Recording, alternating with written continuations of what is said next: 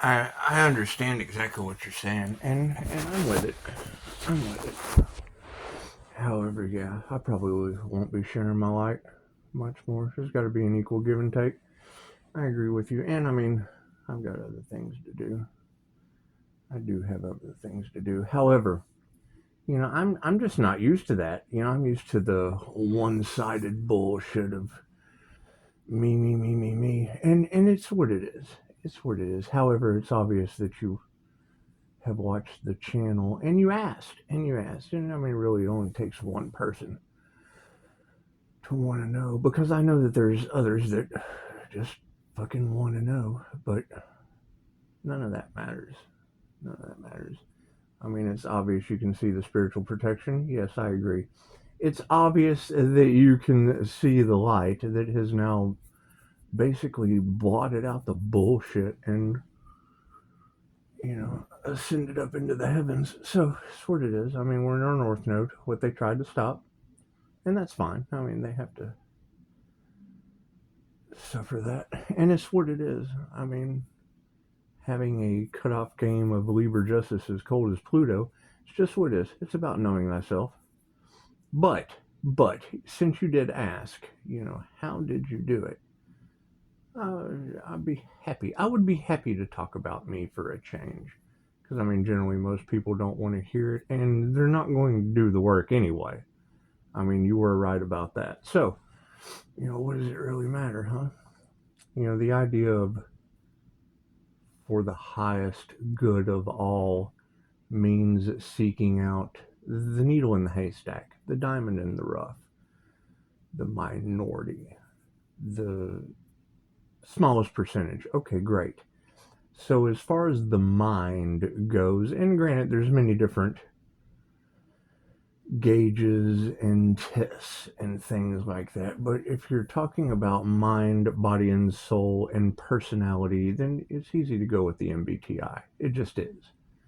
Being in corporate America and using it to place people in society like Sigmund Freud, instead of empowering people with shadow work in the shadow like Carl Jung, it's the Myers Briggs personality type indicator. So if you know that the INFJ is only 1 to 2% of the human population as the rarest, and that would be moi, yours truly. So that's the unicorn, the snowflake, the rarest of the fucking personality types.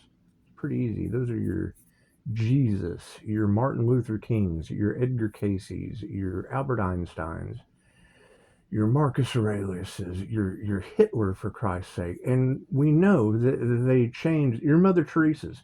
We know that they lie. We know that they lie. We know that, they do everything they can to unalive those individuals. And when you come across one who is protected with the armor of God, it generally does change things up. However, people don't learn. I mean, once they hear that, once they know that you're a Jesus type or a Martin Luther King type, or thank you for the confirmation, a Jesus type, then they try to nail you to the cross. They just do that because they've got their issues with those types of people. And that's what it is. I mean, history has shown, like, we give a fuck what history shows. We know it's all a lie.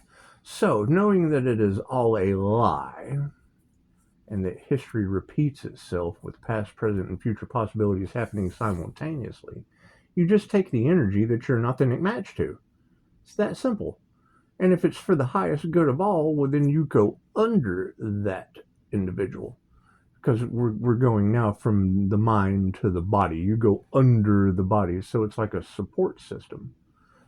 However, the soul is above the body. So at the same time, being a support for the rarest personality type that mimics all of the other personality types, now you have encompassed the highest good of all. And when you take it to a soul level, when you take it underground and a soul level, now you are not only supporting the highest good of all, but you're also pushing down on the highest good of all. So you've encompassed the highest good of all on a mind, body, and soul level. Okay, great.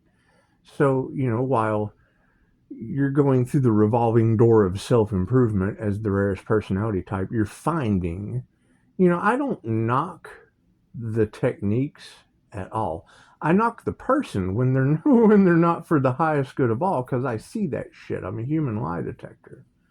So the minute I see that they're not for the highest good of all, I mean, that's your energy copycats. While I'm running around from, mentor to mentor to mentor, and like I said, I don't knock the technique if it's for the highest good of all. It's when the person isn't for the highest good of all. You got to walk away from that shit.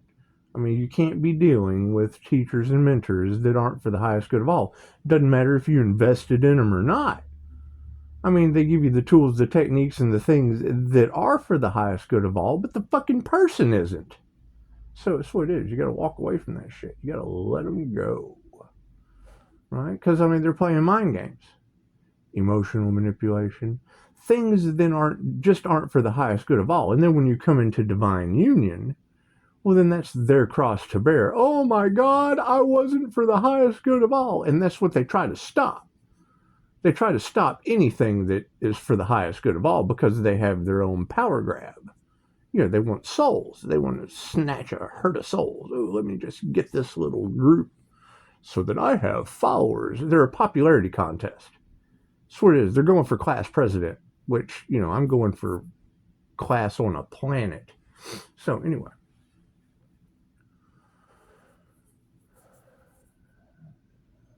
Simple self-development for an INFJ. And it doesn't matter really what technique you use or what mentor you go to. When you see that they're not for the highest good of all, they're not going to be able to match your authentic frequency. Because if your authentic frequency of who you are, mind, body, and soul, is for the highest good of all, then you're going to have divine protection for the divinity of the highest good of all. It's that simple. It's the golden rule. You become the golden child. No one is any different than anyone else. That's where the misconception of how did Pisces do it? Well, Pisces knows that the highest good of all is the highest good of all. What is the universe going to get behind you for? The minute you take one side or the other instead of both sides at the same time, and you don't have to, it's not a good or a bad thing, it's a positive or a negative. You let those banks, as soon as you go to a degree of what you can stand, well, then you just go back the other direction like a pendulum. It's back and forth. The whole Pisces walking between the worlds. You're a trout swimming upstream. You just don't hit the bank. You stay in the current. So, and I mean, I know that there's a lot of this competition and whatnot. And like I said, their techniques are great. But while they're running around trying to stop me with practitioners, hell, I'm running around with practitioners finding the best mode of travel for the highest good of all, the best guidance for myself. Because if I'm for the highest good of all, it don't make a fuck who follows. I don't care. I don't care. You get divine blessings. You get divine gifts. You get divine inheritance, spiritual inheritance. That's what it is. How does Pisces keep doing it? Well, you keep getting blessings from the universe. And, I mean, with that diamond white Pleiadian Master's Light Merkaba for Reiki, it's like a life support system when you call your energy back. And that's the light that they were trying to steal. And now that truth is coming out, I mean, fuck, you were dealing with a bunch of thieves. So that's fine. I mean, there's honor among thieves. You're fucking guilty by association. So you have to walk away from that shit. You just have to walk away from it. However, you did ask. Thank you for the confirmation. You did ask. So, first step is to depolarize. The INFJ uses both sides of the brain simultaneously. As the only type of 16 that is able to do that, with the uncanny ability like Mystique from X-Men to clairsentiently chameleon or mirror the other 15 personality types. So when you're in front of that individual, You're matching their vibration frequency, and the energy exchange can be neutral when you're coming through. Oh, I don't care about that. Anyway, I care about what I'm talking about with you right now. Thank you. It only takes one catalyst to change the universe. Just by you asking and showing care and concern, I have absolutely no problem giving you my undivided attention. So, and letting everyone else, for whatever fucking purpose, it's for the INFJ. So it's really not going to matter. If they figure out who they are, hey, kudos, applause to them. It's a simple personality test. You're looking for 4 letters that most people don't know is the key to opening up the mind. It opens up many, many doors with many, many rooms. But they don't care. They'll hear that and, oh, that's that know-it-all shit. Well, yeah, because once you have those 4 letters, you will know it all about yourself. So, knowing that they use both sides of the brain, you have to depolarize. You have to be able to ground. And I do agree. That takes months, if not years, depending on, and you just keep doing it. You don't ever stop. Anytime someone gives me a time limit, a practice is a practice. Once it's a habit, it's something you do all the time. So I don't ever put a time limit on anything. If someone says you have to do it this long, I mean, that's great, but why would you stop? If you're going to do it that fucking long, it's now a habit. So anyway, middle pillar ritual to depolarize. Once you're able to depolarize, then you go in, and the yoga ritual, whatever, whoever you follow, I don't care. I have a special way of doing it, but I only accept phone calls, emails, and text messages, so it's what it is. However, once you're able to depolarize, then you go right into your connection. Now, I went through Jose Silva. Once I went through the 3-2-1 method and was able to develop my mind control screen.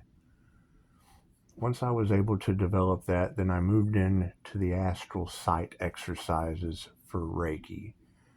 The Knowledge Keeper, I will promote him because, number one, it's in a different language, so you have to translate it for starters. However, the basic gist of that, and that is a guaranteed, at least 6 months. If you don't do it every day, it will take a year, and then it's a daily practice. So I don't put a time limit on it. I do it, anytime someone says, oh, you just lays in bed. Well, yeah, this is what I'm doing. I'm grounding. I'm draining all the negative energy out of the body. I'm activating my 3-2-1 method with the Silva mind control screen, and then I'm going into astral sight for the connection. Now, I will promote Scott Morgan. Scott Morgan is a licensed MBTI counselor specific for the INFJ.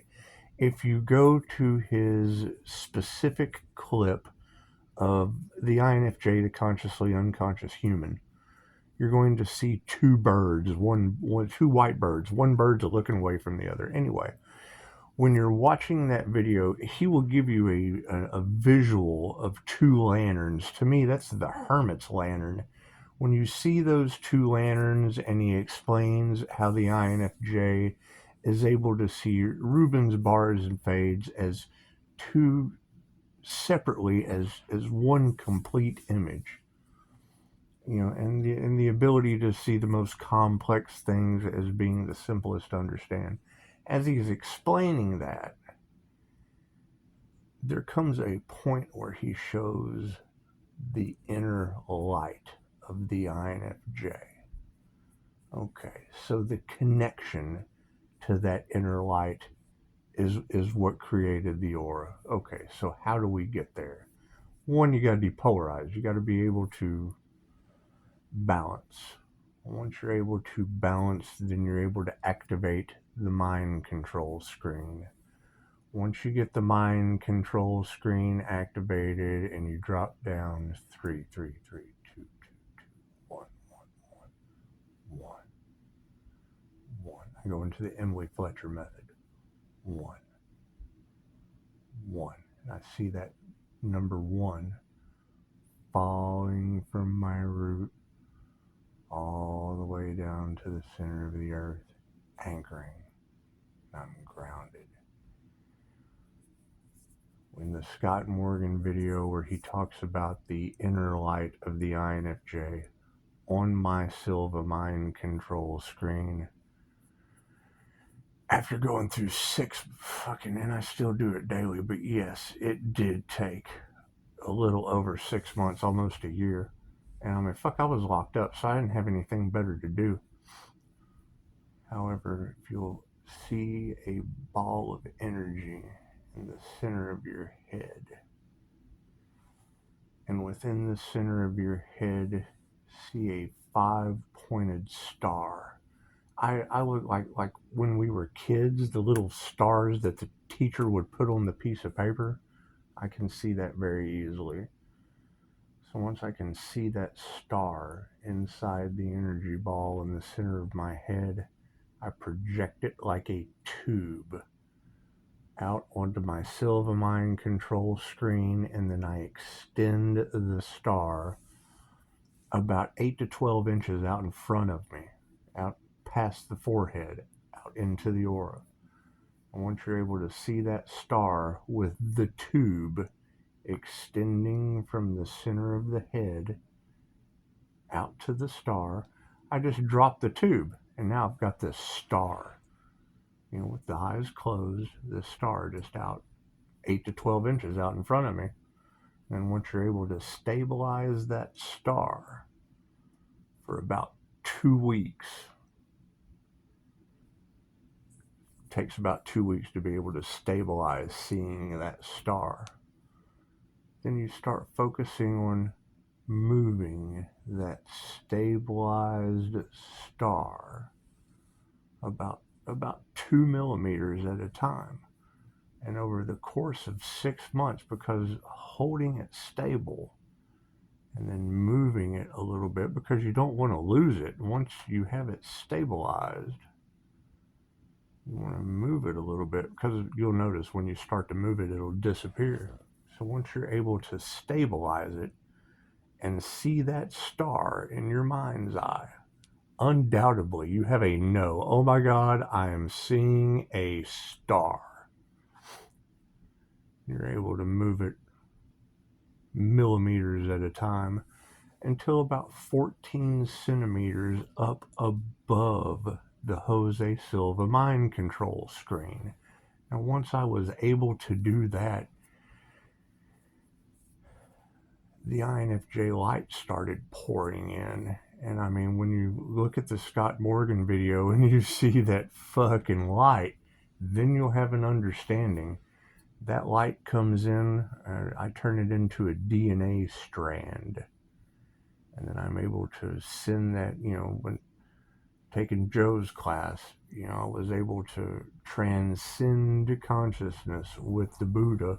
The whole looking outside of yourself for answers is what Dolores Cannon was. All the answers are within you, so why are you looking outside yourself for answers?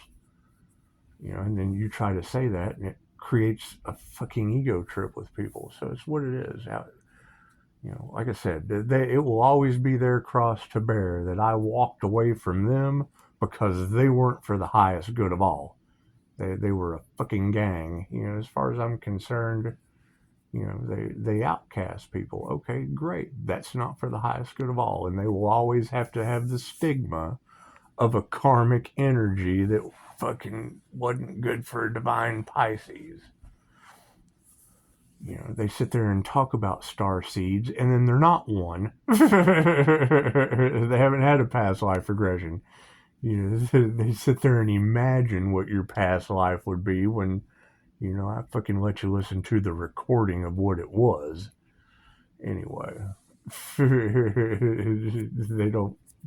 they're one-sided. Anyway, they generally don't have a clue who they are until I tell them, and that's the sad part.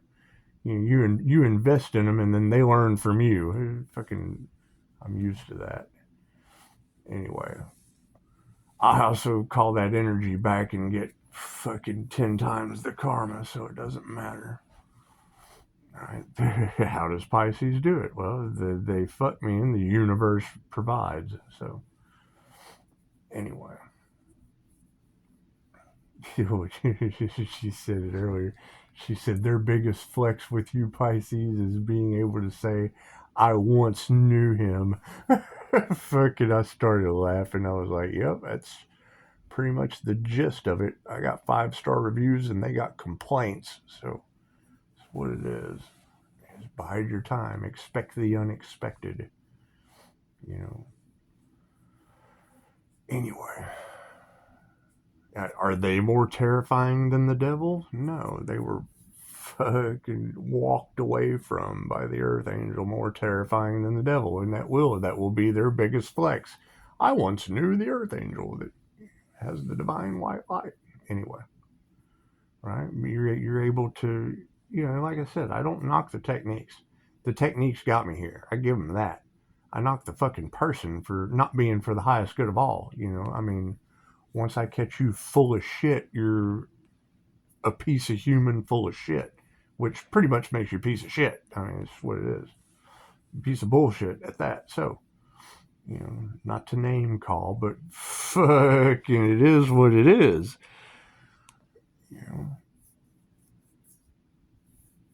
And I see 10 times down the road where they're fucking headed and they don't listen, and now they're experiencing it and, looking stupid in my light. So, I'm not concerned about any of that. Still for the highest good of all. I still fucking love them, but you can't fucking deal with it. You have to walk away from that shit. You're divinely guided to walk away from that. So it's what it is. However, once you're able to activate that star on the screen, raise it up, I mean, the crown activates. And then when you're able to do the DNA activations, Mind Valley, Vishamlakani, he called it the brain box. It's right at the base of your skull, right at the top of the brain stem. When you're able to open that brain box, you can go in there and do shit with your DNA. That's what it is. Like I said, I don't like to take their techniques and teach those. I enhance them with 25-year-old Reiki knowledge. That's where that shit came from. I mean, all of these techniques are nothing new. That was one of my favorite things about Dolores Cannon was, she said she would go to the ashrams with the swamis, and they just weren't impressed with Dolores. And she's like, "What did you bring me here for? And what's the point? What's the point of coming?" So Dolores, you're not telling us any information that we don't already have. Our masters tap right into the Akashic Records, but it's taken them lifetimes of meditation and coming back and learning these lessons to become enlightened, to get that connection to the divine white light and read the Akashic Records to give us the information that you're giving us now. They weren't knocking what Dolores was doing. Their masters had the exact same information that Dolores had. It was just Dolores was pulling it out of a 25-year-old girl from Connecticut. They wanted to see that shit. So we want to see how you're getting the info. Our masters already have the info, so we're not impressed. You're giving us the same information we already have. We're just intrigued to see you yank it out of 25-year-old Susie from Boston. That's what it is. It's the conscious. It's the same super consciousness that's in us all. Okay, so the INFJ being able to connect to that, to the higher self, to the super consciousness, to the divine white light, to the inner light of the INFJ, to source consciousness, however you want to look at it.